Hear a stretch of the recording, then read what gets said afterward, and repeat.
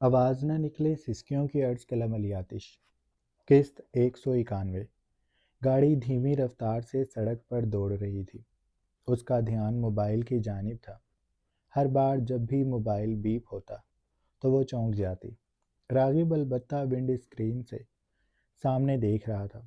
اس کی توجہ مکمل ڈرائیونگ پہ تھی، لیکن وہ جو تیسری آنکھ ہوتی ہے جس سے شوہر اپنی ان بیویوں کو دیکھتے ہیں جن سے وہ محبت کرتے ہیں، اس آنکھ سے راغب ردھم کو بھی دیکھ رہا تھا۔ کچھ کہہ نہیں رہا تھا، وہ الگ بات تھی۔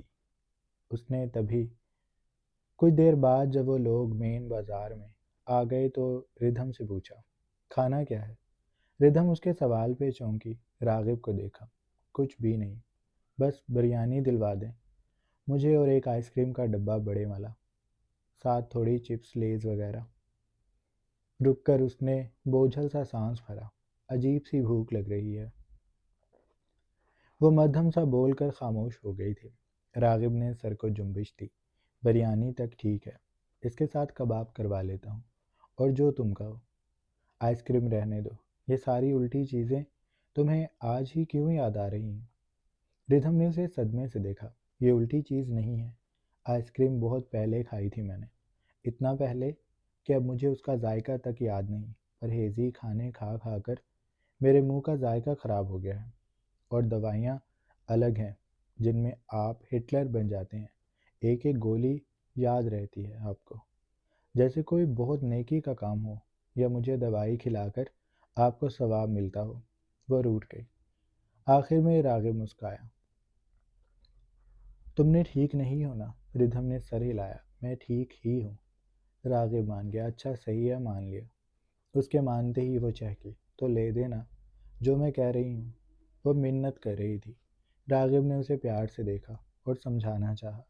بریانی لیتے ہیں، میں اپنے لیے پلین رائس کروا لوں گا، ساتھ کباب کر لیں گے، میرے لیے دال ہو جائے گی۔ بہت دنوں سے میں بھی اپنی ڈائٹ پہ دھیان نہیں دے رہا۔ تم کباب کھا لینا، میں وہی کھا لوں گا جو میں اپنے لیے لوں گا، ساتھ آئس کریم رہنے دو۔ میں سوپ کروا لیتا ہوں، ریسٹورنٹ میں نیا شیف آیا ہے، اس کے ہاتھ میں بہت ذائقہ ہے، تم اس کے ہاتھ کا سوپ پیو گی تو باقی سب بھول جاؤ گی۔ ردھم نے اس کی بات سنتے ہی سر دائیں بائیں ہلا دیا۔ میں کچھ بھی بھولنا نہیں چاہتی، خاص کر جو میں نے ابھی کہا ہے، وہ سب تو آج میں لے کر رہوں گی، پلیز دلوا دیں آرام سے۔ راغب نے اسے خفگی سے دیکھا۔ تم ابھی کہہ رہی تھی کہ دوائیوں سے تھک گئی ہو، تو یہ سب کھا کر پھر بیمار ہونا ہے۔ باہر موسم دیکھو، اس نے کہہ کر شیشہ نیچے کیا۔ غبار آلود آسمان پر سردی کا راج تھا، ستارے مدھم سے چمک رہے تھے۔ شیشہ کھلتے ہی ہوا تیزی سے اندر داخل ہوئی تو ردھم نے جھرجھری لی۔ توبہ، موسم تو ایسے ہی رہے گا۔ آپ مجھے لے دیں آئس کریم اور چپس، میں کمبل میں بیٹھ کر کھا لوں گی۔ اس نے فیصلہ سنایا تھا۔ چہرے پر نہ ماننے والے تاثر تھے۔ راغب کے لب بھینچ گئے۔ میں تمہارا کیا کروں ردھم؟ وہ بڑبڑایا تھا۔ ردھم نے سر جھٹکا۔ بدلوا لیں، ایکسپائر ہو رہی ہیں۔ راغب چونکا، پھر اسے ناراضی سے دیکھا۔ الٹی باتیں۔ وہ ناراض ہو گیا تھا۔ گاڑی کی رفتار اس نے بڑھا لی تھی۔ شہر کی سڑک پہ باقی گاڑیاں ان کا پیچھا کرتی تھیں، اور غبار آلود آسمان خاموشی سے انہیں دیکھ رہا تھا۔ ڈینیل نے پیچھے سے آ کر اس کے کاندھے پر ہاتھ رکھا تو وہ چونکا تھا۔ اس نے پلٹ کر پیچھے کھڑے اپنے دوست کو مسکراتا دیکھا تو وہ بھی مسکرا دیا۔ تم اندر دوبارہ کیوں نہیں آئے؟ میں تمہارا انتظار کر رہا تھا، اس نے بتایا تو شایان سر کو جنبش دے کر بولا۔ بس یہاں رک گیا تھا، ڈیڈ کی کال تھی۔ ڈینیل نے سر ہلایا۔ نیچے چلیں؟ اس نے پوچھا تو شایان نے گردن ہلا دی۔ وہ دونوں نیچے چلے گئے تھے، روشنیوں میں جگمگاتے حال میں کہہ کے ان کے قدموں کی چاپ سے تھمے تھے۔ شایان نمل کے پاس آ گیا تھا، البتہ روز خود ہی ڈینیل سے لپٹ گئی تھی۔ کمر سے نیچے تک کا اونی کافتان جس کے بازو بھی تکون سے تھے، یوں لگتا تھا وہ بوری اوڑھ کر پھر رہی ہے۔ یہ لگتا ہے پاجامہ پہننا بھول گئی۔ جب نمل نے روز کو بس اس اونی کافتان میں دیکھا تو سرخ چہرے سے شایان کی طرف مڑتے ہی بولی تھی۔ شایان نے نرمی سے اس کے گال تھپ تھپائے، اپنی مسکان کو ضبط کرتے ہوئے کہا، یہ مکمل سوٹ ہے۔ نمل نے تھوک نکلا اور پلٹ کر روز کو دوبارہ دیکھا۔ یہ مکمل ہے تو ادھورا کیسا ہوتا ہوگا؟ شایان نے اس کے کان میں سرگوشی کی۔ وہ بھی دیکھ لو گی تم۔ اس کے بعد نمل بس روز کو ہی دیکھتی رہی تھی۔ اب بھی وہ ڈینیل سے لپٹی تھی اور لپٹنے سے پہلے انہوں نے لبوں سے لب جوڑ کر بوسہ دیا تھا۔ اوہ جان، میں تمہارا انتظار کر رہی تھی، روز بولی تو ڈینیل نے اپنی باہیں اس کی کمر پہ حائل کر لیں۔ اور میں تمہیں یاد کر رہا تھا۔ انہوں نے پھر ایک دوسرے کو بوسہ دیا۔ انداز میں شدت تھی۔ پھر روز ڈینیل کے سینے سے لگ گئی۔ نمل البتہ خاموش سی انجان بنی بیٹھی تھی۔ شایان نے اس کا ہاتھ تھام کر اس کا رخ اپنی طرف کر لیا تھا۔ اس کی آنکھیں مسکرا رہی تھی۔ نمل کا سرخ پڑتا چہرہ وہ دیکھ سکتا تھا۔ میں کھانا بنانے جا رہی ہوں۔ آج کا کھانا میں بناؤں گی، پاکستانی ڈشز۔ میں ابھی روز کو وہی بتا رہی تھی، اس نے کہہ کر اپنا ہاتھ شایان سے چھڑایا اور کھڑی ہو کر جوتے پہننے لگی۔ شایان نے اس کی کلائی تھامے۔ گھر میں ملازم ہے؟ نمل نے سر ہلایا اور بے بسی سے شایان کو آنکھیں دکھائیں کہ اسے جانے دے۔ یہاں اب ڈینیل کی موجودگی میں رکنا مشکل تھا۔ میں بنا لوں گی، وہ میرے ہاتھ کا کھانا کھانا چاہتی ہے۔ اس نے روز کی طرف بھووں سے اشارہ کیا تو وہ بھی بولی، ہاں میں ایسا ہی چاہتی ہوں۔ ڈینیل مسکرا کر کبھی روز تو کبھی نمل کو اور شایان کو دیکھ رہا تھا۔ شایان نے گہرا سانس لیا۔ وہ بھی کھڑا ہو گیا تھا۔ میں بھی جا رہا ہوں، اس نے ڈینیل اور روز کو کہا، پھر نمل کو دیکھا۔ تمہاری ہیلپ کر دوں گا۔ نمل نے سر نفی میں ہلایا۔ میں خود کر لوں گی، آپ ادھر ہی رہیں۔ شایان نے بھی ویسے ہی کیا جیسے ابھی نمل نے سر ہلایا تھا۔ میں تو آؤں گا، اس کے لہجے میں ضد تھی۔ آپ کو کچھ کرنا تو آتا نہیں، میں بنا لوں گی نا۔ شایان نے اسے آنکھیں دکھائی۔ مجھے برتن پکڑانے آتے ہیں، میں وہ پکڑا دوں گا۔ اب چلو یہاں سے، ورنہ اگلا بولڈ سین یہ تمہارے سامنے کریں گے۔ نمل نے بے ساختہ جھرجھری لی اور تیزی سے کچن کی جانب بڑھ گئی۔ شایان، ڈینیل اور روز کو اشارے سے بیٹھنے کا کہتا خود بھی نمل کے پیچھے چلا گیا تھا۔ ڈینیل اور روز ایک ہی صوفے پہ بیٹھ گئے تھے، ایسے کہ روز ڈینیل پہ زیادہ تھی اور صوفے پہ کم۔ وہ اس کے بالوں کو سہلا رہا تھا اور روز اس کے سینے سے لگی اس کی گردن پہ لمحہ بہ لمحہ لبوں کا لمس دیتی تھی۔ وہ ریسٹورنٹ کال کر چکا تھا۔ کھانا ان کے گھر پہنچتے ہی سرو ہو جانا تھا، اور اب اس وقت راغب اسے لیے بیکری میں آیا ہوا تھا۔ ردھم کو اندر لا کر اس نے اشارہ کیا، جو لینا ہے لے لو، میں یہاں ہوں۔ وہ آگے بڑھنے لگی، پھر رکی۔ آپ کیا کھائیں گے؟ راغب نے سر نفی میں ہلایا۔ میں بڑا ہو چکا ہوں، تم لے لو بچے، جو لینا ہے، وہ کہہ کر مسکایا تھا۔ ردھم نے شانے اچکائے اور چلی گئی۔ اس نے جو کچھ لینا تھا لے لیا۔ ہیلپر نے اس کا سامان پیک کروانے کے لیے لے لیا تھا۔ کاؤنٹر کے پاس آ کر وہ بولی، آئس کریم بھی کر دیں، 1 لیٹر والا باکس، فلیور اسٹرابیری ہو۔ اس نے کہہ کر کنکھیوں سے راغب کو دیکھا تھا، جو سنجیدہ سا کھڑا تھا۔ ردھم نے جان بوجھ کر اس کے بازو میں اپنے بازو ڈالے اور اس کے کاندھے سے سر ٹکا کر بولی، ہنس کر دکھائے نا۔ وہ شرارت سے بولی تو راغب نے اسے مزید آنکھیں دکھائیں۔ مار کھاؤ گی تم مجھ سے۔ اس نے لاڈ سے اس کے گال پہ انگلیوں کا مس دیا تھا، یوں جیسے تھپڑ مارا ہو۔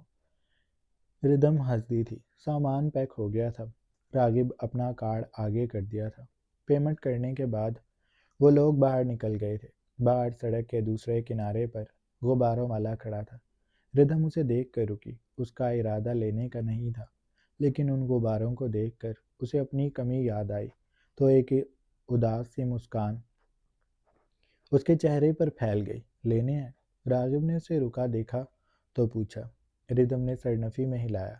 کس کے لیے لیں گے؟ ہمارے کون سا بچے ہیں؟ راغب نے اس کا گال ناراضی سے کھینچا۔ تمہارے نہیں ہیں، میرا بچہ تو ہے، یہ رہا۔ اس نے ردھم کو اپنے سینے سے لگایا۔ لے لو، مجھے اچھا لگے گا، وہ کہہ کر گاڑی میں سامان رکھ کر اس غبارے والے کے پاس گیا تھا۔ اس کے ہاتھ میں جتنے بھی غبارے تھے وہ سب کے سب خرید لایا تھا۔ اس نے ان تمام کی ڈوری ردھم کے ہاتھ میں دے دی۔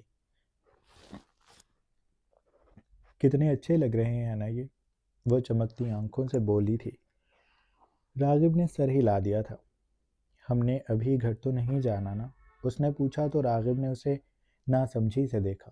کیوں؟ وہ بولی، میں انہیں ہوا میں چھوڑ دوں؟ وہ گیس والے غباروں کو دیکھ رہی تھی جن کا رنگ ہوا سے لہک رہا تھا۔ تمہارا جو دل کرے کرو، میں یہاں ہوں، جب تم کہو گی ہم گھر اسی وقت جائیں گے۔ وہ خوش ہو گئی تھی۔ وہ اسے بیکری سے دور باغیچے میں لے آیا تھا جس میں سفید کھمبوں پہ سفید روشنیاں لگی ہوئی تھیں۔ وہاں اس وقت کوئی بھی نہ تھا، درختوں پہ نیم تاریکی پھیلی تھی۔ ردھم نے ان غباروں کو وہاں آ کر فضا میں چھوڑا تو وہ آسمان کی طرف جانے لگے۔ مجھے جب امی بچپن میں لے کر دیتی تھی تب بھی میں انہیں ایسے ہی ہوا میں چھوڑ دیتی تھی اور پھر تب تک دیکھتی تھی جب تک یہ میری نظروں سے غائب نہیں ہو جاتے تھے۔ پھر میں سوچتی تھی کہ اب پتہ نہیں یہ کسے ملے ہوں گے، کہاں کہیں پھٹ تو نہیں گیا ہوگا، اور اگر کسی کو مل گیا ہوگا تو وہ اس کا کیا کرے گا، پھاڑ دے گا یا سنبھال لے گا، یا پھر اسے ملنے پہ بہت خوش ہوگا۔ وہ بتانے لگی تو راغب اسے توجہ سے سننے لگا۔ آپ بھی سوچتے ہوں گے کہ میں پاگل ہوں۔ راغب نے سر نفی میں ہلایا، اس کے شانوں سے شال درست کر کی اور بولا، میں ایسا نہیں سوچتا۔ تم ایسے بولتی ہوئی اچھی لگتی ہو، بولتی رہا کرو، مجھے تمہیں سننا اچھا لگتا ہے۔ وہ اسے خود سے لگا کر آسمان کی جانب دیکھنے لگا۔ ردھم نے اس کے بازو میں اپنی باہیں حائل کر لی تھیں۔ غبارے آگے بڑھتے بادلوں میں کھو رہے تھے اور وہ لوگ یہاں تب تک رکے جب تک غبارہ ان کی نگاہوں سے اوجھل نہ ہو گئے۔ شایان نے اچھے بچوں کی طرح نمل نے جو کہا وہ سب کیا۔ وہ کچن میں اس کی مدد کرتا رہا تھا، کھانا بنانے سے لے کر ہر کام تک اس نے نمل کی مدد کی تھی۔ جب کام مکمل ہو گیا اور نمل کاؤنٹر پر موجود برتنوں کو سمیٹنے لگی تو اس نے شایان سے کہا، مجھے آپ سے یہ امید نہیں تھی۔ شایان چونک کر اس کی طرف آیا۔ اس کے پیچھے کھڑے ہو کر اس نے اپنے دونوں ہاتھوں کو آگے کیا۔ نمل کے ہاتھ میں جو برتن تھے انہیں لیتا وہ خود سنک کی جانب بڑھ گیا تھا۔ کیوں، اب میں نے کیا کر دیا؟ وہ برتنوں پہ صابن لگاتے ہوئے بولا تھا۔ اس کا انداز بڑا ہی تمسخرانہ تھا۔ برتن پر صابن لگانے سے ہی معلوم ہوتا تھا کہ شایان یہ سب پہلی بار کر رہا ہے، اس لیے نمل نے آگے بڑھ کر اس سے برتن اور صابن لے لیا تھا۔ میں یہ خود کر لوں گی، اس نے کہا، پھر آگے بولی، مجھے لگا تھا کہ آپ یہاں پر آ کر تنگ کریں گے، پر آپ تو بہت اچھے بچے ہیں، گڈ بوائے ہیں آپ۔ اس نے برتنوں پر پانی ڈالتے ہوئے شرارت سے کہا تو شایان بھی مسکرا دیا۔ وہ نمل کے برابر میں آ کر کھڑا ہو گیا تھا۔ اس نے شرٹ کے اوپر ایپرن باندھ رکھا تھا، گھنگریالے بال ماتھے پر بکھرے تھے، لبوں پر مسکراہٹ تھی اور شہد رنگ آنکھیں روشن روشن دکھائی دیتی تھیں۔ نمل نے جب برتنوں کو دھو لیا تو شایان نے اس کی کوہنی کو تھام کر اس کا رخ اپنی طرف کیا اور پھر اس کے گیلے ہاتھوں کو اپنے سینے پہ دھر لیا۔ اس کے ہاتھ کی پشت کو نرمی سے سہلاتے ہوئے وہ اس کی آنکھوں میں دیکھ کر بولا، تو پھر اب میرا انعام کیا ہے؟ نمل نے سر ہلایا اور وہ کچن کی کیبنٹ کی طرف بڑھ گئی تھی۔ شایان اسے ناسمجھی سے دیکھ رہا تھا۔ اس نے کیبنٹ کھولا، وہاں سے بسکٹ جو شایان خاص طور پر منگواتا تھا ان میں سے 2 بسکٹ نکال کر وہ شایان کے سامنے لائی۔ یہ آپ کا انعام ہے، اب اچھے بچے ہیں نا، اس لیے آپ کو یہ مل رہے ہیں۔ شایان اس کی بات پر ہنس دیا۔ اس نے ایک بسکٹ اٹھایا اور دوسرے کی طرف اشارہ کر کے بولا، تو اب یہ اچھا بچہ اور اچھائی دکھائے گا، ایک تمہارا ایک میرا۔ وہ دونوں کاؤنٹر سے کمر ٹکا کر کھڑے ہو گئے تھے۔ بسکٹ کھانے کے بعد شایان نے کہا، تم زیادہ انکمفرٹیبل تو نہیں فیل کر رہی نا؟ نمل جانتی تھی کہ شایان کس حوالے سے بات کر رہا ہے۔ نمل نے شانے اچکائے، نہیں وہ لوگ اچھے ہیں، بس اظہار کے معاملے کو لے کر کچھ زیادہ ہی بے باک ہیں۔ شایان اس کی بات پر مسکرایا، میں بھی تم سے ایسا ہی اظہار چاہتا ہوں، روز کو دیکھا ہے کتنا ڈینیل کے ساتھ لگی رہتی ہے، تم بھی ایسے ہی کیا کرو، تم تو کس بھی اتنا شرما کر دیتی ہو جیسے کوئی گناہ کر رہی ہو۔ نمل اس کی بات پر جھرجھری لی، میں اتنی بے شرم ابھی نہیں ہوئی اور انشاءاللہ ہوں گی بھی نہیں۔ وہ لوگ تو نہ جگہ دیکھتے ہیں نہ موقع، بس چمے چاٹیوں پر شروع ہو جاتے ہیں۔ شایان اس کی بات پر کھلکھلا کر ہنس دیا، پھر اس نے نمل کی کوہنی کو تھام کر اپنے قریب کیا اور بولا، پر اچھا لگتا ہے نا، تم بھی ایسے ہی کیا کرو نا، کبھی تو میرے آنے پر مجھے ایسے ہی ویلکم کرو۔ نمل نے سر دائیں بائیں ہلایا، اس کے لیے اس کے سینے پر انگلی رکھتی وہ اس سے دور ہو گئی۔ ایسا اس جنم میں تو مشکل ہے، اگلی بار دیکھیں گے۔ شایان ناراضی سے آگے بڑھ کر کچھ کہتا کہ نمل فوراً بولی، اب آپ مزید اچھے بن جائیں اور میرے ساتھ باہر ٹیبل پر کھانا لگوائیں، وہ لوگ بھوک سے مر جائیں گے، ہم یہ رومانس بعد میں کریں گے۔ وہ کہہ کر تیزی سے سالن کا ڈونگا اٹھاتی کچن سے نکل گئی تھی۔ شایان بس سر جھٹک کر رہ گیا تھا۔ کھانے کی میز پہ تمام کھانا چننے کے بعد نمل نے ڈینیل اور روز کو بھی بلا لیا تھا۔ وہ سب اب کرسیوں پر بیٹھے کھانا کھا رہے تھے۔ روز نمل کے ہاتھ کے کھانے کی تعریفیں کرتی نہیں تھک رہی تھی۔ تمام چیزیں بہت اچھی بنی ہوئی ہیں، اس نے کھانے کے بعد کہا تو نمل نے مشکور انداز میں اس کی جانب دیکھا تھا۔ باقی سب ابھی کھا رہے تھے۔ تبھی ڈینیل نے شایان کی جانب دیکھتے ہوئے متبرہ سے انداز میں پوچھا، آنٹی انکل کے پاس ہے؟ یہ سوال اتنا غیر متوقع تھا کہ کوئی بھی نہ سمجھ سکا۔ نمل اور شایان دونوں ہی اسے ناسمجھی سے دیکھنے لگے تھے۔ آنٹی انکل کے پاس رہنے گئی ہوئی ہیں سہانا کے ساتھ۔ اس کی بات کا مطلب سمجھا تو شایان جو مسکرا کر کھانا کھا رہا تھا ایک دم سے چپ سا ہو گیا۔ اس کے چہرے سے ساری مسکراہٹ سمٹ گئی، آنکھیں بالکل سرد سی ہو گئیں۔ اس نے پلیٹ کو پرے کیا۔ چند پل میز پہ خاموشی چھائی رہی۔ نمل شایان کو دیکھ رہی تھی اور نہ جانے کیوں اس کا خود کا دل ڈوبنے لگا۔ تبھی اس نے شایان کو بے تاثر آواز سے کہتے سنا۔ اس کی آواز اتنی سرد تھی کہ نمل کی ریڑھ کی ہڈی میں سنسنی دوڑ گئی۔ وہ اب میرے ساتھ نہیں رہتی، وہ الگ رہتی ہیں اور میں نہیں جانتا وہ کدھر ہے، وہ کہہ کر ایک جھٹکے سے کرسی سے اٹھا اور پھر ڈائننگ ہال سے نکل گیا۔ وہ اتنی تیزی سے نکلا تھا کہ نمل اسے روک بھی نہ سکی۔ البتہ ڈینیل کو اندازہ ہو گیا تھا کہ اس نے شاید کوئی غلط سوال کیا ہے۔ اس نے نمل کو دیکھا تو نمل نے خود کو سنبھالتے ہوئے آنکھوں سے جنبش دی۔ بس آج کل ان کی اپنی ممی سے نہیں بن رہی، وہ تھوڑے ناراض ہیں۔ اس نے بات کو اپنی طرف سے کور کیا اور پھر کرسی پیچھے کرتی وہ بھی کھڑی ہو گئی۔ آپ لوگ کھانا کھائیں، میں انہیں دیکھ کر آتی ہوں۔ نمل اپنے دوپٹے کو کاندھے پر درست کرتی ڈائننگ ہال سے نکل گئی تھی۔ شایان باہر لان میں آ گیا تھا۔ گھاس پر چلتا وہ جیبوں میں ہاتھ ڈالے بالکل درمیان میں رکا، تاریکی میں ڈوبے اپنے بنگلے کو دیکھ رہا تھا۔ اس کی تمام روشنیاں جلی تھیں، لیکن پھر بھی اسے ایک دم سے ہر چیز سے نفرت سی محسوس ہونے لگی۔ وہ جب لاؤنج سے گزر رہا تھا اسے وہ وقت یاد آیا جب وہ اپنی ممی کے سامنے کھڑا تھا اور وہ پوچھ رہا تھا کہ کیا اس کی ممی بے قصور ہیں، لیکن سارا قصور ان کا ہی تھا۔ شایان نے اپنی ماں سے یہ توقع نہیں کی تھی۔ اس کے وجود میں آگ سی بھڑک اٹھی تھی۔ آج کتنے دن بیت چکے تھے انہیں اس گھر سے گئے ہوئے، وہ مکمل طور پر انہیں بھول ہی چکا تھا، لیکن پھر آج ڈینیل کے سوال پر اسے وہ سب اپنی ماں دوبارہ سے یاد آئے تو وہ باتیں بھی ذہن میں باز گشت کرنے لگی جنہیں وہ بھولنا چاہتا تھا۔ اس نے اپنی پشت بنگلے کی جانب کر لی تھی۔ وہ آنکھوں کو مینچ کر ان تمام آوازوں کو ذہن سے جھٹکنا چاہتا تھا، لیکن وہ شور بڑھتا جا رہا تھا۔ تبھی نمل نے اس کے کاندھے پر ہاتھ رکھا تو اس نے آنکھیں ایک جھٹکے سے کھولیں۔ آپ ٹھیک ہیں شایان؟ شایان نے خود کو کمپوز کیا اور پلٹا۔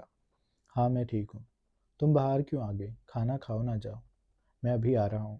نمل نے سر دائیں بائیں ہلایا۔ نہیں، ہم ساتھ جائیں گے۔ شایان نے اس کے گال پر ہاتھ رکھا اور آسان سے بولا، مجھے تھوڑا وقت اکیلا گزارنا ہے۔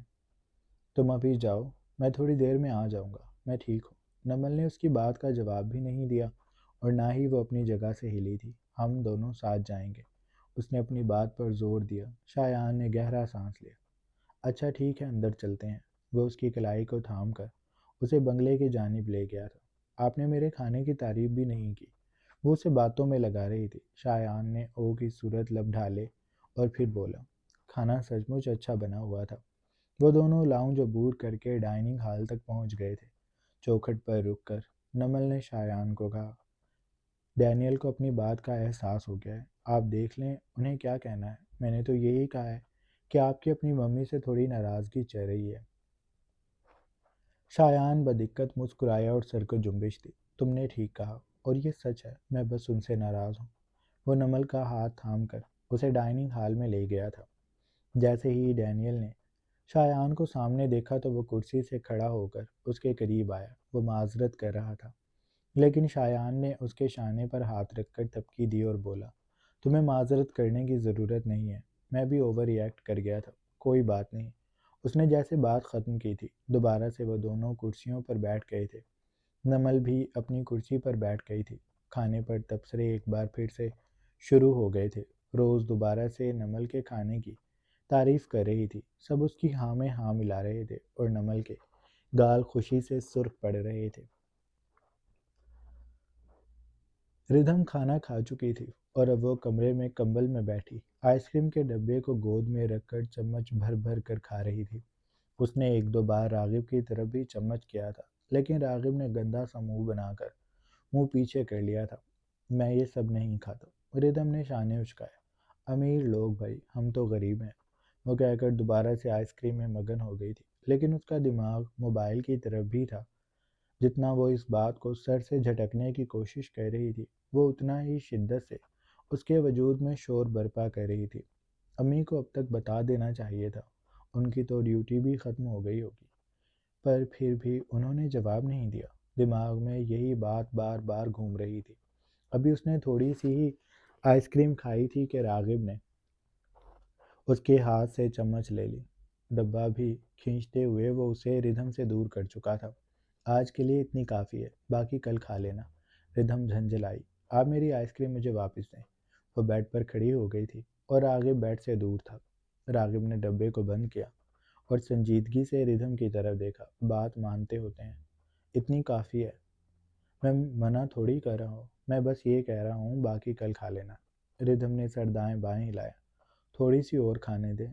راغب نے اب کی بار حتمی لہجے میں کہا تھا، کہہ دیا نا بس تو بس، میں یہ ابھی نیچے رکھ کر آ رہا ہوں، تم اب یہاں سے نہیں ہلو گی، جو باقی چیزیں لائی ہو وہ کھا لو، میں ابھی آ رہا ہوں۔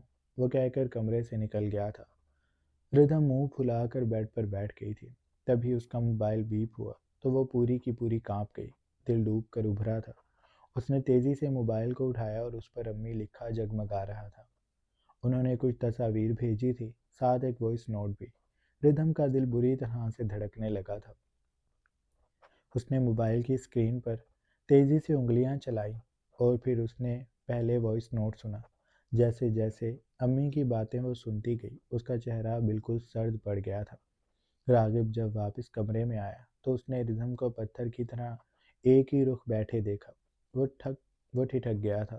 دروازے کو بند کر کے وہ ردھم کے قریب آیا۔ ردھم، کیا ہوا، سب ٹھیک ہے؟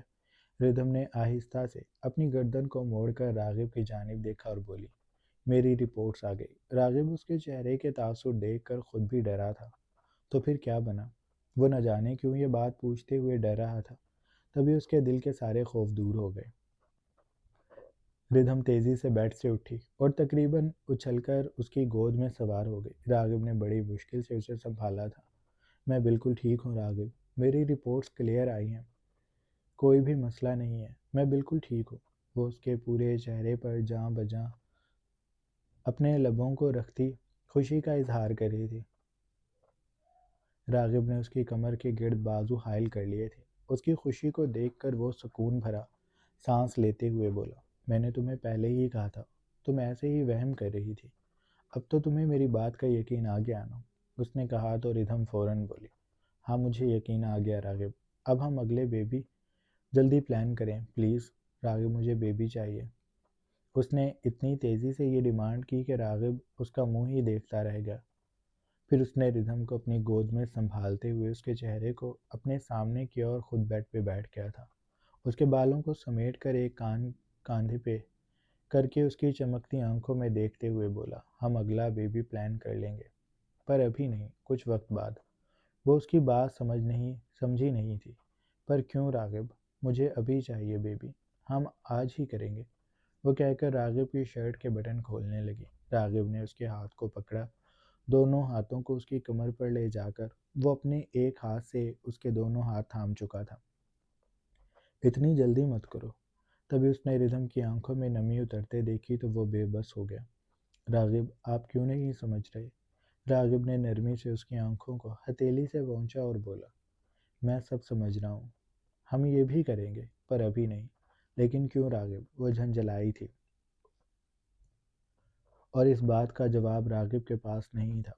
اس نے ردھم کو آہستگی سے بیڈ پر لٹایا، اس کے گلے میں موجود دوپٹے کا پھندا ہٹایا اور وہ اس کے اوپر جھک گیا تھا۔ اس کے لبوں سے اپنے لبوں کو جوڑ کر وہ اس کی گردن کو دبوچتا شدت سے اس کے لبوں کو چومنے لگا تھا۔ ردھم کے لبوں پہ لگی آئس کریم کا ذائقہ راغب کے منہ میں گھل گیا تھا۔ اب تم بالکل ٹھیک ہو گئی ہو، ہم کریں گے، اور اب کی بار یہ سب اتنا پیشنیٹ ہوگا کہ تم سنبھل بھی نہیں پاؤ گی۔ بہت دن انتظار کیا ہے میں نے، اب مزید نہیں کروں گا۔ اور بیبی، میں ابھی اس لیے نہیں چاہتا کیونکہ میں کچھ وقت تمہارے ساتھ گزارنا چاہتا ہوں۔ میں نے تمہیں کہا تھا نا، ایک بار تم اس سب سے فارغ ہو جاؤ، پھر ہم گھر کا ہر کونا، کوئی کونا نہیں چھوڑیں گے، ہر جگہ کریں گے۔ تو پھر اس لیے ہمیں وقت چاہیے، اور اس وقت میں تمہاری بہکی سسکیاں ہر لمحے سنوں گا۔ وہ کہہ کر اس کی گردن سے نیچے کی طرف اس کی زبان ہوتی دھڑکنوں کو تھام کر اس کے سروں کو قمیض کے اوپر سے ہی اپنے دانتوں کا گہرا لمس دینے لگا تو وہ تڑپ گئی۔ اس نے ردھم کی گردن میں اپنی بائیں حائل کر لی تھی۔ وہ اپنی ٹانگوں کو اوپر کرتی راغب کی کمر پر سنبھال چکی تھی۔ راغب تشنہ لبی سے اس کی دھڑکنوں کو سنتا، ان پر اپنی شدتیں برساتا، اسے بے حال کرنے کو تیار ہو چکا تھا۔ جاری ہے۔ سو جناب، یہ تھی ہماری آج کی ایپیسوڈ۔ آئی ہوپ آپ لوگوں کو اچھی لگی ہوگی۔ اگر قسط اچھی لگی ہے تو چینل کو لازمی سبسکرائب کر لیں، بیل آئیکن کے بٹن کو بھی پریس کر لیں تاکہ نئے آنے والی ویڈیوز آپ لوگوں کو بآسانی ملتی رہیں۔ اپنا ڈھیر سارا خیال رکھیے گا۔ بہت جلد ایک نئی قسط کے ساتھ حاضر ہوں گے۔ اللہ حافظ۔